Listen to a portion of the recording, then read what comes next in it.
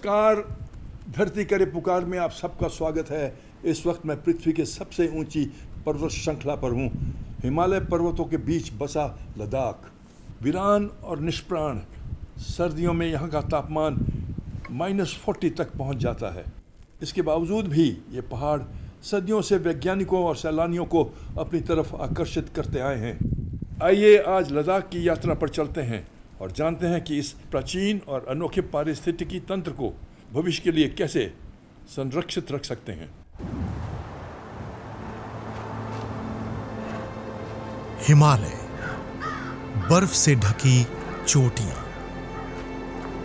इसका जन्म लगभग 5 करोड़ वर्ष पहले हुआ था और इसी पहाड़ी श्रृंखला की ऊंचाइयों में बसा है लद्दाख।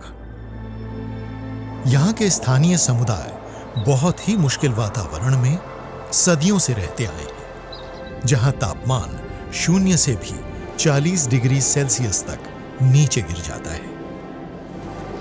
इस चुनौती भरे हॉस्टाइल एनवायरनमेंट में भी कई जीव बरसों के क्रमिक विकास के कारण यहां के हिसाब से ढल गए हैं। माउंटेन गोट और विश्व के दुर्लभ जीवों में से एक स्नो लेपर्ड। ये कठोर वातावरण इनका प्राकृतिक आवास है। लद्दाख एक प्राचीन क्षेत्र है। दुनिया में सबसे ऊंचाई पर बसे इलाकों में से इस एक क्षेत्र की अपनी ही परंपराएं, संस्कृति और आस्थाएं हैं। स्वच्छ बर्फीली नदियां या ग्लेशियर फेड रिवर्स भी यहीं से उत्पन्न होती हैं और कई जगहों पर गर्म पानी के स्रोत भी हैं। यहां के हर प्राकृतिक आवास में अनोखी प्रजातियां पाई जाती हैं। नीचे वाले इलाकों में हरी वादियां भी हैं और इन घास वाले मैदानों में टिबेटन गज़ल्स और कियांग्स यानी टिबेटन वाइल्ड आस रहते हैं, जो दुनिया में पाए जाने वाले जंगली गधों की सबसे बड़ी प्रजाति है। यहां नुब्रा वैली में बैक्ट्रियन कैमल भी पाया जाता है, जो यहां का एक और दुर्लभ जीव है। यहां बर्फ से ढकी चोटियां भी हैं और बड़े बड़े ग्लेशियर भी।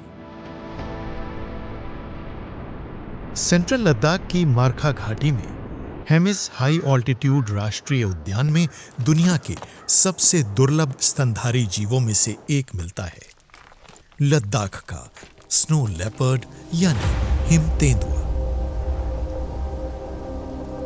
स्नो लेपर्ड रहस्यमय और भव्य जीव है और लद्दाखी भाषा में इन्हें शान कहा जाता है। स्नो लेपर्ड को बचाने के लिए इस हिमालय इकोसिस्टम में और इस खास टेरेन में सरकार ने बहुत से प्रयास किए हैं। सिक्योर हिमालय नाम का एक प्रोजेक्ट है जिसको शुरू किया गया है, जिसके तहत इस नाजुक स्थलों को बचाने का प्रयास किया जा रहा है। पश्चिमी और दक्षिणी लद्दाख में एक और खास प्रजाति रहती है। ये है भालू या हिमालयन ब्राउन बेयर। यहाँ की पर्वत श्रृंखलाओं में इनकी आबादी अलग थलग बसती है और ये जीव बहुत ही दुर्लभ हैं।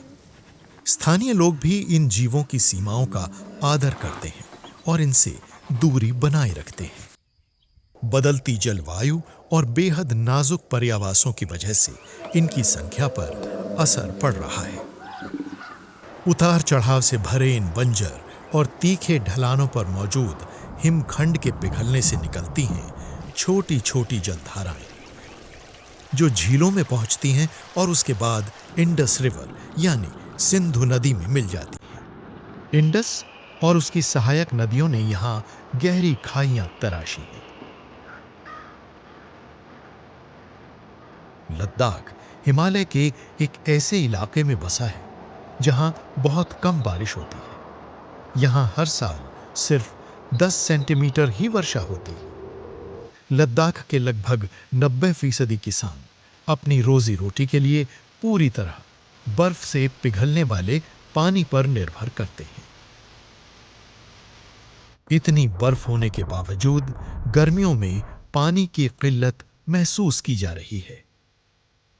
विशेषज्ञों का मानना है कि ये जलवायु परिवर्तन के प्रभाव हैं। लद्दाख में कुछ ऐसे इलाके हैं जहां सबसे ज्यादा ऊंचाई पर खेती होती है। एक ठंडा और शुष्क रेगिस्तान होने के बावजूद लद्दाख के कई इलाकों में वेटलैंड्स यानी नम भूमि पाई जाती है। यहां 900 से भी ज्यादा नम भूमि और झीलें हैं जो यहां की स्थानीय जैव विविधता को कायम रखती हैं, जैसे पेंगोंग सो, सोमोरिरी और सोकर। यहां पक्षियों की 238 से ज्यादा, स्तनधारियों की 57 और सरीसृपों की 22 प्रजातियों का आवास है और यहां पौधों की भी करीब 700 किस्में पाई जाती हैं। इनमें से 285 से भी ज्यादा पौधों का इस्तेमाल पारंपरिक तिब्बती दवाइयों में किया जाता है। बेजान से लगने वाले इस अल्पाइन रेगिस्तान में भी जीवन का संचार होता है। हिमालयन मरमट भी यहां मिलने वाला एक अनोखा जीव है। एक प्रकार की बड़ी गिलहरी जो हिमालयन और तिब्बती पठार पर 3000 से 5000 मीटर की ऊंचाई वाले क्षेत्रों में पाई जाती है। गहरे बिलों में रहने वाले ये मर्मट्स लगातार बेहद ठंडे तापमान, ऑक्सीजन की कमी और तेज यूवी रेडिएशन में रहते आए हैं। इनमें ढलने और म्यूटेशंस की ऐसी कुदरती खूबियां हैं जिससे ये पाचन और अपने शरीर के तापमान को नियंत्रित रख पाते हैं। लद्दाख आज पूरे विश्व में आकर्षक पर्यटन स्थलों में से एक बन गया है।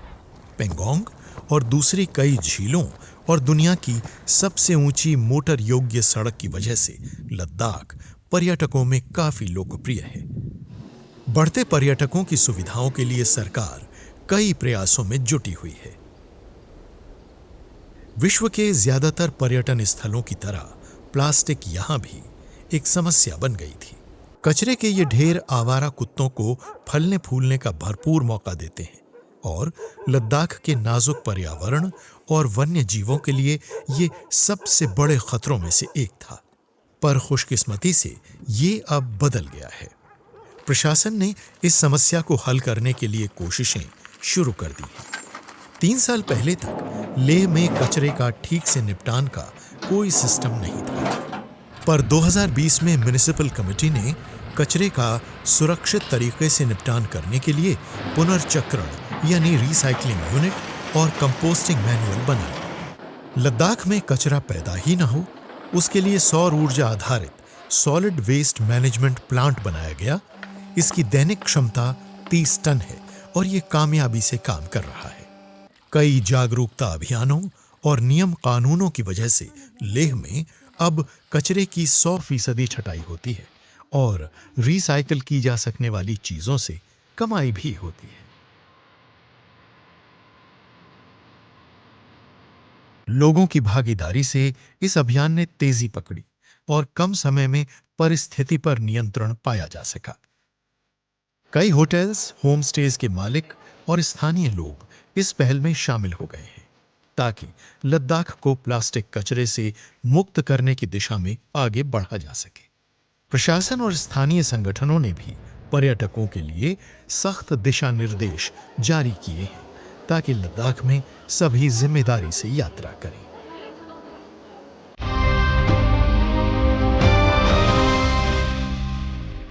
हर वर्ष लद्दाख में हजारों सैलानी आते हैं। यहाँ के स्थानीय लोगों के लिए टूरिज़्म ज़रूरी भी है, लेकिन साथ ही ये भी ज़रूरी है कि लद्दाख का पारिस्थितिकी तंत्र भी सुरक्षित रहे। टूरिज़्म ज़रूरी है, लेकिन इसे इको टूरिज़्म का रूप देना भी ज़रूरी है, जो यहाँ के नाजुक इकोलॉजी के साथ साथ मेल खाता हो, यानी कंट्रोल्ड टूरिज़्म जो सस्टेनेबल हो और रिस्पॉन्सिबल भी हो, जिससे इसका संतुलन बना रहे हमेशा के लिए। नम भूमि, जीवन की स्रोत, लद्दाख की सोकर, एक संपूर्ण हाई ऑल्टीट्यूड पारिस्थितिकी तंत्र। विश्व के सबसे ऊंचे पठार पर भी ये हजारों जीवों को आश्रय देती है। सोकर 15,000 फीट की ऊंचाई पर मौजूद खारे पानी की एक झील है। यहां जीव जंतुओं की कल्पना करना मुश्किल है। लेकिन सोकर में बहुत से जीव स्थायी तौर पर रहते हैं और प्रवासी पक्षी भी सेंट्रल एशियन फ्लाईवे से होकर यहां आते हैं। बार हेडेड गीज हिमालय की ऊंचाइयों को लांघती हुई लंबी दूरियां तय करके गर्मियों में प्रजनन के लिए यहां आती हैं। लद्दाख का ये नम भूमि क्षेत्र इस राज्य के प्रतीक पक्षी ब्लैक नेक्ड क्रेन का प्रजनन स्थल भी है। ये दुर्लभ पक्षी ब्रीडिंग के लिए मार्च में ही पहुंचने शुरू हो जाते हैं और अक्टूबर के आखिर तक वापस चले जाते हैं। ब्लैक नेक्ड क्रेन्स जीवन भर के लिए जोड़ा बनाते हैं। इन पक्षियों के शानदार मेटिंग डांस पर लद्दाख का लोकप्रिय लोक नृत्य चार्टसिस आधारित है। लद्दाख में सोमोरिरी के बाद सोकर वेटलैंड कॉम्प्लेक्स दूसरी ऐसी साइट है जिसे नवंबर 2020 में भारत की 42वीं रैमसर साइट के तौर पर मान्यता मिली।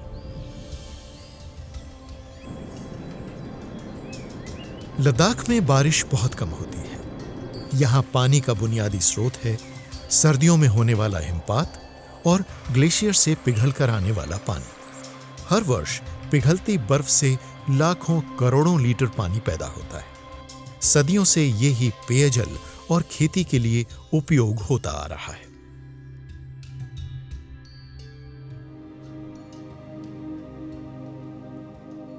लद्दाख का इलाका चट्टानी है और ढलान पर है और ढलान पर यह पानी ठहर नहीं पाता। ये तेजी से नीचे कैचमेंट एरिया की तरफ पहुंचता है और जलधाराओं से मिलकर बड़ी नदियों की तरफ बह जाता है। विडंबना यह है कि पानी की बहुतायत होते हुए भी लद्दाख में पानी की भारी कमी है। 90% से ज्यादा किसान लद्दाख में खेती के लिए इन्हीं ग्लेशियल नदियों पर निर्भर करते हैं। यहां साल में एक ही उपज संभव है। अब लद्दाख का पारिस्थितिकी तंत्र बदल रहा है। इसका सीधा असर लद्दाख के ग्लेशियर्स पर पड़ रहा है। भविष्य में कोई आपदा न हो इसलिए Wadia institute of Himalayan geology के वैज्ञानिक ग्लेशियर के हालात, अतीत की जलवायु परिस्थितियों और जलवायु में हो रहे बदलाव पर कड़ी नजर रखे हुए हैं और कई सतत विकल्पों की खोज में जुटे हुए हैं। दशकों से लद्दाख के लोग अपनी समस्याओं को खुद सुलझाते आए हैं। वो बेहद मुश्किल और बदलती जलवायु के हिसाब से नए-नए प्रयोग करते और खुद को ढालते भी रहे हैं। लद्दाख के पारंपरिक घर लकड़ी, पत्थर और मिट्टी से बने होते हैं ताकि जबरदस्त बर्फबारी को झेल सकें और अंदर से गर्म भी बने रहें।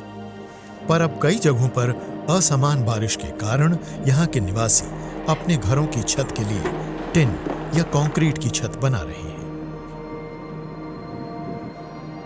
आज हम गांगलेस में हैं, 13,000 फीट की ऊंचाई पर, और मेरे पीछे आप देख रहे होंगे आइस स्तूपास। क्लाइमेट चेंज का प्रभाव पहले ऐसी ही जगहों में पड़ता है, सबसे पहले जो इको सेंसिटिव हों, और यहाँ के लोग आज ये स्तूपा बना रहे हैं पानी के लिए। ये आइस स्तूपा इनको गर्मियों के दिनों में पानी उपलब्ध कराएंगे, जिससे ये अपनी खेती बाड़ी और पीने का पानी उपलब्ध करा सकें। क्लाइमेट चेंज एक हकीकत है और लोगों को प्रभाव कर रही है, खासकर इन हिमालयन एरियाज़ में। तो आइए देखते हैं कि किस प्रकार यहाँ के लोग प्रभावित हो रहे हैं क्लाइमेट चेंज से। पानी की साल भर उपलब्धता के लिए अनोखे आविष्कारों में से एक है आर्टिफिशियल ग्लेशियर्स या आइस स्तूपास।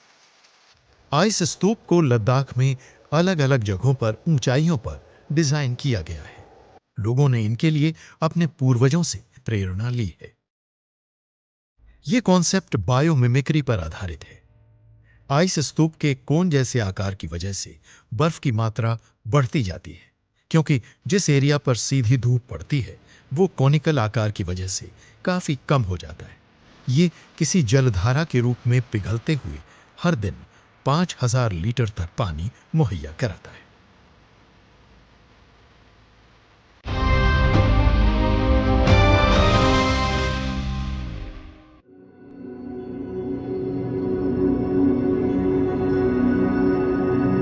यहां हर साल 300 दिन धूप निकलती है, तो उसका फायदा उठाने के लिए कम्युनिटी आधारित सौर ऊर्जा प्लांट, सौर ऊर्जा संयंत्र लगाए जा रहे हैं। ट्रॉमवॉल्स जैसी सोलर डिपेंडेंट तकनीक के जरिए घरों में कोयले की अंगीठी जैसा ही आराम मिल जाता है। साथ ही ग्रीन हाउस के जरिए खेती का मौसम बढ़ाया जा सकता है, ताकि रेस्टोरेंट्स में परोसी जाने वाली सब्जियों को स्थानीय तौर पर ही उगाया जा सके। सरकार द्वारा लद्दाख को भारत का अक्षय ऊर्जा यानी रिन्यूएबल एनर्जी का हब बनाया जा रहा है, और साथ ही इस ठंडे रेगिस्तानी क्षेत्र को कार्बन न्यूट्रल बनाने का काम भी चल रहा है। इसके लिए सौर, पवन, जल और भूतापीय ऊर्जा के अधिकतम इस्तेमाल से लद्दाख के कई इलाकों में 24 घंटे बिजली सप्लाई करने के लिए भी कदम उठाए जा रहे हैं। Ladakh renewable energy development agency यानी एलरेडा लद्दाख में भारत सरकार के ministry of new and renewable energy के ऊर्जा कार्यक्रमों की नोडल एजेंसी है। यह लद्दाख में रिन्यूएबल एनर्जी से जुड़ी एक पहल है, और इसे दुनिया का सबसे बड़ा of grid renewable energy project कहा गया है। Solar water heaters, green houses और सोलर कुकर्स के आगमन से विकास ही नहीं, बचत भी हो रही है। Renewable energy power generation projects की वजह से हर साल 1,40,00,000 लीटर डीजल बचेगा। उम्मीद है कि इस प्रोजेक्ट के पूरा होने तक 5 लाख लीटर केरोसिन और 8,000 टन जलावन की लकड़ी की भी बचत होगी। ये एक सतत भविष्य की नींव है। लद्दाख में स्थानीय आबादी भी बढ़ रही है, और यहां आने वाले सैलानियों की संख्या में भी इजाफा हो रहा है। ऐसे में न सिर्फ लद्दाख के बल्कि पूरे हिमालय क्षेत्र के भविष्य के लिए रिन्यूएबल और क्लीन एनर्जी रोशनी की किरण दिखाती है। पर्यटन मंत्रालय का लक्ष्य है पर्यटन की गुणवत्ता को बेहतर बनाना और अलग अलग सेवाएं प्रदान करने वालों को टूरिज्म से जुड़ी आय हासिल कराना। इन लोगों में स्थानीय समुदाय भी शामिल हैं, जो पर्यटन से जुड़ी कार्बन न्यूट्रल गतिविधियों की दिशा में काम कर रहे हैं। जरूरत है व्यक्तिगत प्रयासों की। इसमें हमारा और आपका सहयोग भी जरूरी है। हम स्थानीय लोगों के होम स्टेज को चुनकर अपनी भूमिका निभा सकते हैं। ये समझना जरूरी है कि हम जहां भी जाएं, वहां के जन जीवों का, संस्कृति और सभ्यता का आदर करना जरूरी है। लद्दाख एक बेहद नाजुक इको सेंसिटिव जोन है, और इसका संरक्षण हम सबकी सामूहिक जिम्मेदारी है। यहाँ के लोगों के लिए, सभी जीवों के लिए और यहाँ के पारिस्थितिकी तंत्र के लिए भी। हिमालय की गोद में बसा लद्दाख स्वर्ग जैसा सुंदर है। देखने में वीरान, पर कई अद्भुत जीवों का घर भी है ये। यहाँ के बर्फीले पर्वत हर पर्यटक को अपनी सुंदरता से एक कभी न भूलने वाला अनुभव देते हैं। हम सबको भी लद्दाख से बाहर रहने वाले लोग जो यहाँ पर्यटन के लिए आते हैं, हमको अपना सहयोग देना ज़रूरी है। लद्दाख में प्लास्टिक की बोतलें और किसी भी तरह के सिंगल यूज़ प्लास्टिक को न खरीदें, न यहाँ लाएं, न उपयोग करें। लद्दाख की कई परंपराएं भी हमारे पर्यावरण अनुकूल जीवन शैली अपनाने को सीख देती हैं। अब भी मिशन लाइफ को अपनाकर लद्दाख की अनोखी प्राकृतिक धरोहर को सुरक्षित रखने में अपना योगदान दें। बदलाव संभव है अगर हम सब एक साथ आ जाएं। ज़रूरत है एकजुट प्रयास की, आपके, हमारे, हम सब के। बदलाव आएगा ही। आज के एपिसोड में बस इतना ही। अगले हफ्ते आपसे फिर मुलाकात होगी एक नए एपिसोड को लेकर, एक नए दिशा में। तब तक के लिए अपना ख्याल रखिएगा। नमस्कार। और अब आ गया है समय साप्ताहिक क्विज का। हमारे पिछले हफ्ते का सवाल था, भारत के किस राज्य में एशियाई हाथियों की संख्या सबसे अधिक है? Which Indian state has the highest number of Asian elephants? उसका सही जवाब है कर्नाटक। और आज के विजेता हैं ओम प्रकाश अहिवार, नीतीश त्रिपाठी, श्लोक जायसवाल, विरीश बीके और सुनील मुर्के। और इस हफ्ते के स्पेशल सर्टिफिकेट के विजेता हैं गुरदास नाडकर्णी, डॉक्टर भरत पालन, सोम गुप्ता, हमकर वलूरू, अरुण दत्त, मोहन सिंह, ललित कुमार, शेखर दास, ए शर्मा और मधुर वी मिसाल। और हमारा आज का सवाल है, इम्तिंदुए का लद्दाखी नाम क्या है? What is the Ladakhi name for the snow leopard? अपने अपने जवाब एक हफ्ते के अंदर अपने नाम और पूरे पते के साथ इस पते पर लिख भेजिए। हमारा पता है कमरा नंबर 880, 8वीं मंजिल, सूचना भवन, CGO कॉम्प्लेक्स, लोधी रोड, नई दिल्ली 110003। और हमारा ईमेल आईडी है dhartikare.pukaar@gmail.com। पहले 5 विजेताओं को मिलेगा धरती करे पुकार की तरफ से एक टी-शर्ट और सर्टिफिकेट, और अगले 10 विजेताओं को धरती करे पुकार के friends of the earth certificate.